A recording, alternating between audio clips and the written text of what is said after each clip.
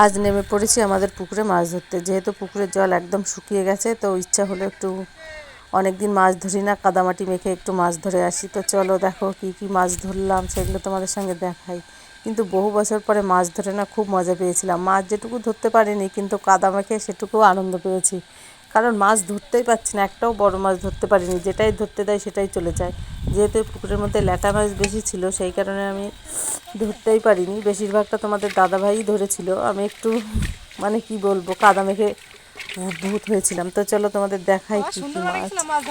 এখানে সবই ল্যাটা মাছ, তার মধ্যে একটা ছিল হচ্ছে শোল মাছ, আর দুটো ছিল বড় বড় তেলাপিয়া মাছ। তো তেলাপিয়া মাছটা তোমাদের দেখানো হয়নি, তো তোমাদের এখানে শোল মাছ আর ল্যাটা মাছ দেখাই। দেখো কত মাছ! এই সব ছোট ছোট মাছগুলো আমি ধরেছি, আর বড় বড় মাছগুলো তোমাদের দাদাভাই ধরেছে, কারণ ছোট বড় মাছ ধরার ক্ষমতা আমার নেই। দেখো ডাঙায় এসে মাছ ধরছি, সেটাও ধরতে পারছি না, তাহলে আমি জলের মধ্যে কাদার মধ্যে কেমন করে মাছ ধরবো।